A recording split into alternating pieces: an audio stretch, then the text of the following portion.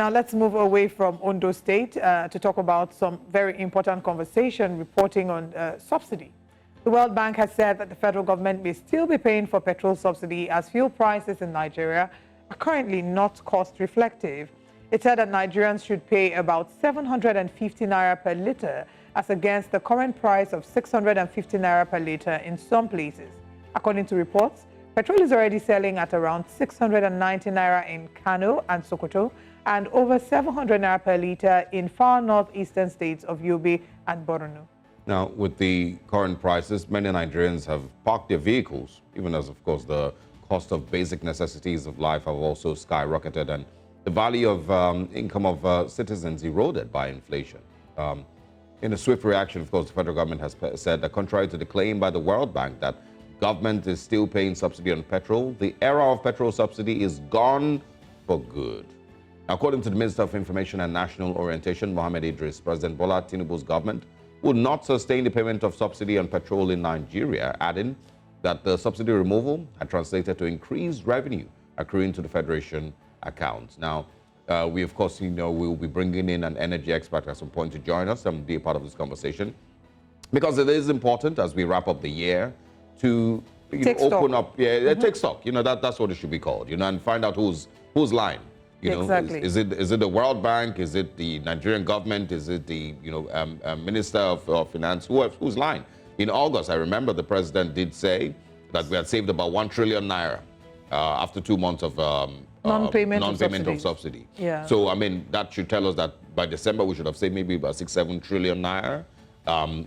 Is the Nigerian government going to say that we have actually saved that much or not? And also, I keep asking about the landing cost of petrol, so we'll know who's lying to us about whether we're paying subsidy or not.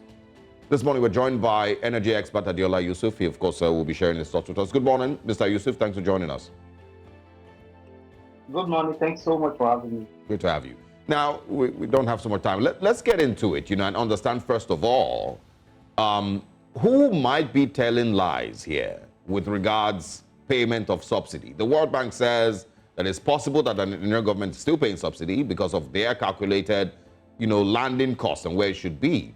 The Nigerian government says subsidy payment is gone for good. Who might not be very honest here? Okay, based on calculation, you will see that after that, statement by President Bola Tinubu on May 29 that subsidy is gone, you could see the permutation that this crude oil, which we have the product as petrol, is traded internationally, and there is no hide and seek about the price of crude oil.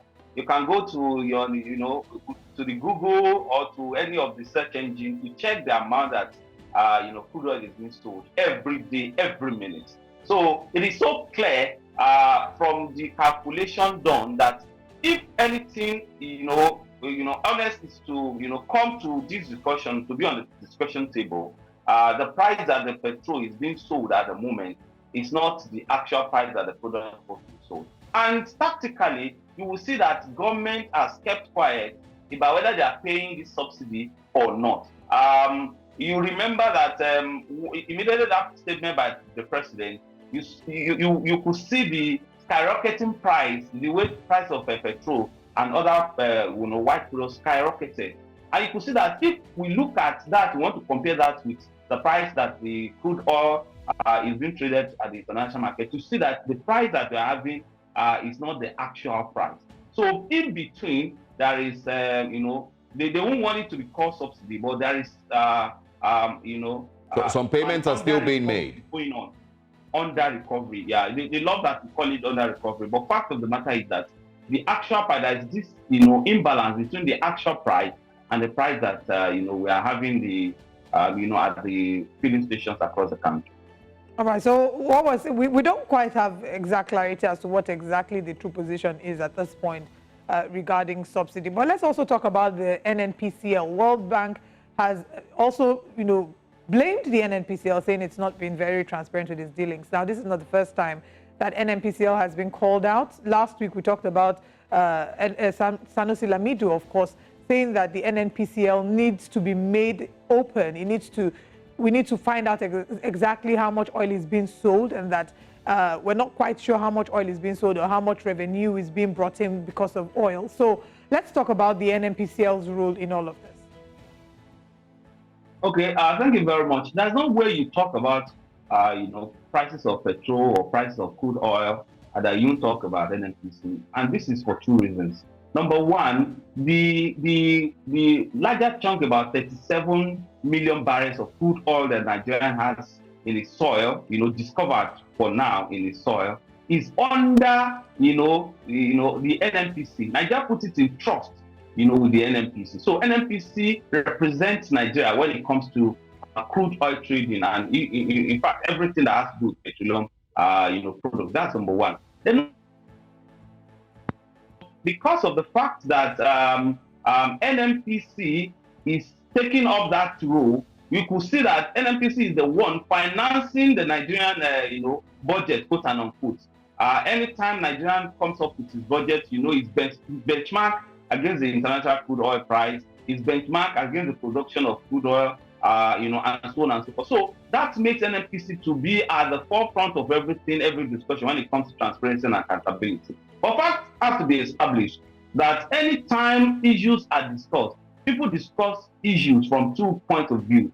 The first one is the political point of view. The second one is, what we can call the political economy point of view. So even this World Bank, we have had argument about, World Bank trying to twist Nigeria into ensuring that, the price of crude oil keeps going up and all that. Even though that has not been verified, but anytime World Bank or any other person comes up with, a narrative, there are other counter narratives. And I wouldn't want to sit, as a place to justify either of the narrative. Fact has to be established. Those that come up with those, allegations and claims, they have their reasons, and they will be in better position to justify their reasons. And NNPC, we have to be very sincere. There will be so much expectation from NNPC, even from me. A lot of us expect NNPC, to be more transparent, to do this, to do that, but it has to be on record that for the first time in the history of NNPC,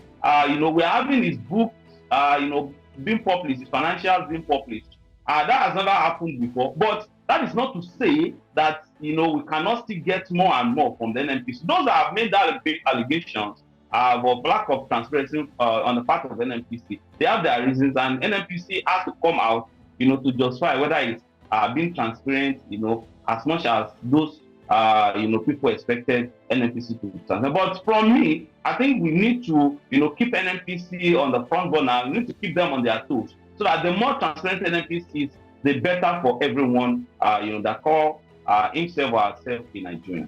Yeah, I mean, there's strong arguments that the NNPC needs proper auditing, and it needs to be at least audited for at least the last 30 years to know exactly what we've maybe turned a blind eye to. You remember in the Goodluck Ebele Jonathan time, there were allegations that $20 billion, I think, had been mismanaged by the NNPC and whatnot, or by the government back then. So it definitely needs to be audited, according to arguments. But I want to, get you to also speak on these claims that we are saving trillions and trillions of naira. There are, conversations about how we will save about 11 trillion naira by 2025 in oil subsidy savings. So can you quickly address that? President Tinubu said that we had saved 1 trillion naira in August. And of course, those calculations in my head, tell me that by December, the end of this year, we should have saved close to 7 trillion naira.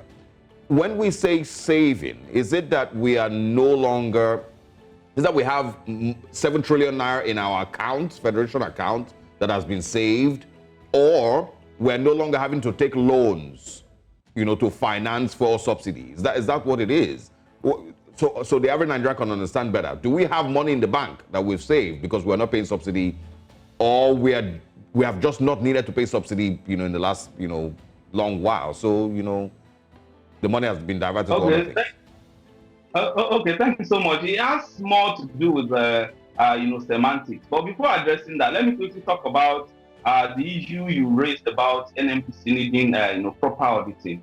I stand to be corrected. NNPC is being audited year in, year out by international and claim auditing firm. you can, cross-check this fact. But the issue with NNPC audit is that it's not being made public. So what a lot of us are saying is that the finance of NNPC, the audit, of NNPC daily, yearly, should be made public. What is the reason? What is the benefit of you auditing a firm, and not making what you have audited, the results or the financials, public? So, like I said earlier, NNPC is being audited every year, but they don't make such results open to people, and that has even faulted the motive for auditing the NNPC. Now back to the issue of semantics. They will keep talking about, the president actually said Nigeria has saved over ₦1 trillion. A lot of people that work with the president have even given different figures, over ₦1 trillion. I thank God that you two have alluded to the fact that we had them talk about over ₦1 trillion. But fact of the matter is that before the statement by the president on May 29 that subsidy is gone forever, Nigeria was borrowing money to finance subsidy.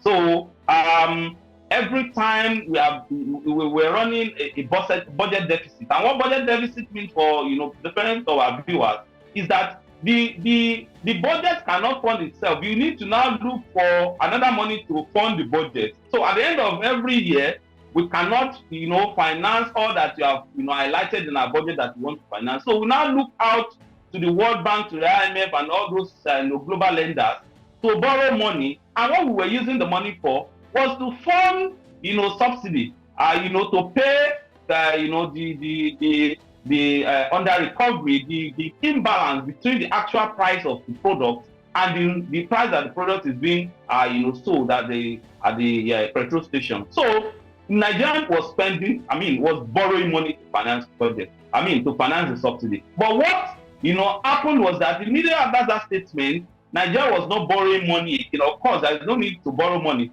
If you want to borrow money, what will you tell the lenders that you want to use the money for? So Nigeria was not borrowing money. So it was the semantic of trying to say that, okay, we could have borrowed so amount of money if that subsidy regime is still sustained. So instead of them to say that, okay, Nigeria has not borrowed so amount of money in the last years, months, based on the fact that they have removed subsidy, they prefer to use the word that Nigeria has saved so amount of money. I can tell you for free, and everyone listening to us, that it's not that Nigeria has that money saved anywhere, but it's a matter of semantics. Whether that English is correct or not, I'll leave that for the two of you that understand English so well.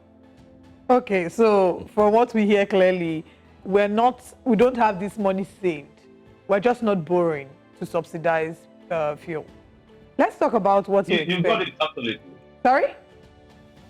I said you got it right. That is, you took it from my mouth and you said it, yeah. All right, thank you.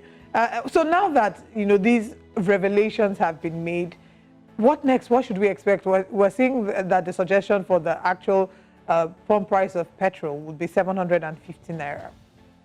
Over 104 million Nigerians are living below the poverty line, according to the World Bank report. December, the cost of inflation was starting to feel the effect of the cost of inflation. What should we expect to be the true picture of things before this year runs out and say maybe Q1 2024? Thank you very much for that question. And I have to thank you because of the fact that while I was, responding to a question asked earlier, I said that, there is a political, economic reasons or perspective to everything. Particularly when it comes to, when it comes from the world, the global lenders, like the World Bank, like the IMF. Most times, a lot of people have argued, scholars and people that, understand them very well, people that have studied them very well, that they fly, a kite most times. It has been in their own agenda that subsidies should not be paid at all. And, a lot of Nigerian presidential candidates that time, I think the three major presidential candidates doing before the last election, all of them, said, confirmed or alluded to the fact that they were all going to remove subsidy. And that is to show that they've all bought into that, IMF or World Bank agenda of ensuring that there is no subsidy. That is not to say removal of subsidy is not good. I mean, it's bad or it's not good. But I'm just trying to paint the picture of what happened. So now that the World Bank is saying this, a lot of people have even started saying that the World Bank is flying the kites. And to prepare a lot of people for the fact that okay, this is the amount the price is supposed to be sold. Now the question that emanates from that is that you will be happy that the World Bank is saying that the amount the petrol is supposed to be sold is 750. Is that not telling us to prepare for a 750 naira per litre? Can we be able to even take that? Okay, of course, people will ask, what is the interest of the World Bank in whether the price is 750 or not? But the World Bank will want to keep doing that. But I'm not saying that, when you look at the political economy, that they are actually flying the kite. But people have argued that they usually fly a kite by coming up with a price that, okay, this is what is actually happening. All of us understand that whether we like it or not, nobody will be able to bear a 750 naira per litre. As we are now, if you want to, state the fact and state it clearly, a lot of people are suffering. In fact, virtually everyone is suffering. All of us. 650 naira per litre. Mr. Yusuf, So, at this not point, the kind that the price is supposed to be 750 naira. Is it to excite us? Is it for us to, start, giving them a round of applause? Is it to make the president be on their toes? Is it to set people against the president? Is it for people to be happy that the president is paying 100 naira per litre on every 650 naira per litre that they buy? I mean, at the filling station and all that. So I think you see that the question goes on. Also, boils to the fact that every statement you hear from anybody when it comes to this issue, has a political economic undertone. Mr. Yusuf, like you've mentioned, this thing is something that impacts every Nigerian. All of us are suffering the consequences, except maybe, I don't know, the politicians. But that's another conversation for another day. Mr. Adeola, Yusuf, thank you very much for joining us this morning. My pleasure to be on the program. Thanks for having me. Thank you.